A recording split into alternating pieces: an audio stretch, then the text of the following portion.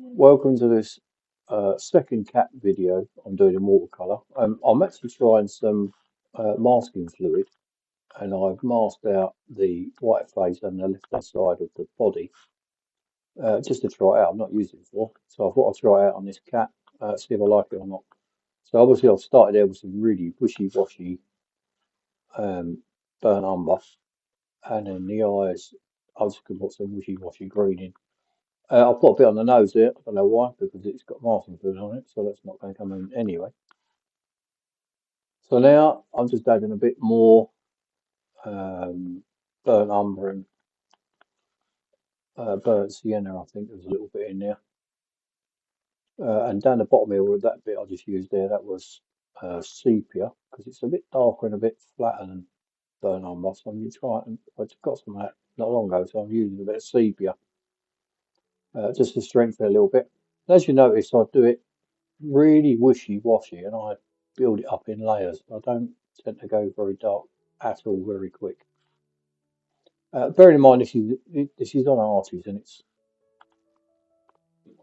quite a nice paper. You can still see it's got a lot of buckling on it, and this is a 9 by 12. So obviously I'm doing 6 different animals on here.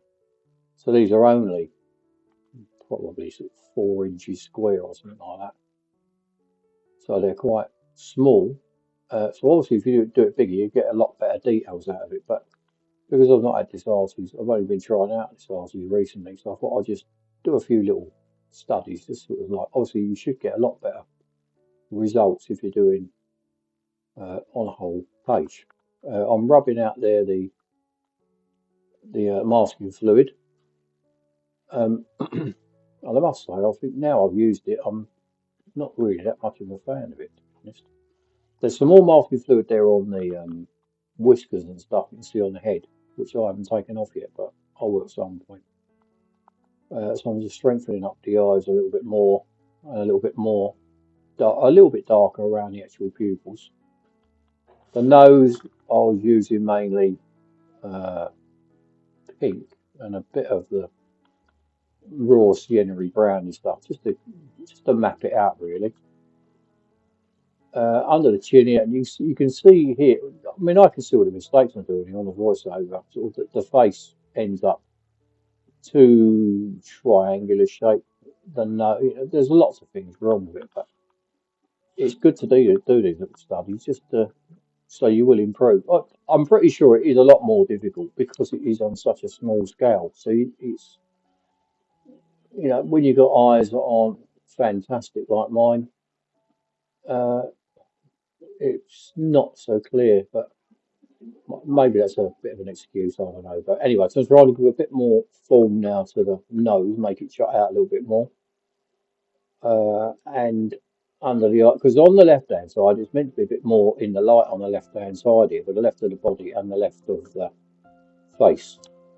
So here I started off doing the eyes, and this was mainly sepia with a bit of, I think, a bit of Payne's grey maybe. Made it dark, and it looks way too dark here, but it doesn't look so bad at the end.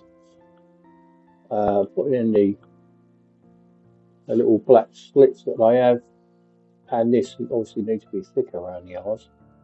So it looks a bit too cartoony at the moment. I mean, this whole thing probably took me 2 or 3 hours, probably, maybe even 4. I'm not really sure. So obviously I put this on time lapse and then just put them all together. So here I'm trying to define some of the shape, get the shape of the ears a little bit better, and put some of the markings in, make the markings a little bit darker. And this again is. Thing is, you don't have to go too dark with this anyway, because every time you layer with wallpaper, with watercolour, it goes a bit darker anyway, so you don't really have to keep strengthening it so much. So I'm just going to put this little bit of dark on the right hand side here as we're looking, just to define the outline really. So I'm just going to go underneath the cheeks for the bit of shadow to try and bring the face forward. But I can still see the shape's quite wrong on that. I'll do it in a little while, so we'll try and take some of that paint off to try and even it up a little bit. So obviously with the little nostrils there, um, defining them a little bit more, and the mouth. Now the other cat I did before, the one on the left there, the tortoiseshell one, I've got the same sort of problem with the mouth is not really the right colours and stuff, but I'm hoping that obviously with a bigger paper it will come out better because I'll be able to see it better. But these little studies really are more so about the just getting used to the what colours you want and stuff. Very, very fiddly these little tiny ones, but I do enjoy them. And the good thing is with this, with this paper and stuff, you can do sort of 6 paintings on just one sheet. And then obviously you can turn it over and do another 6.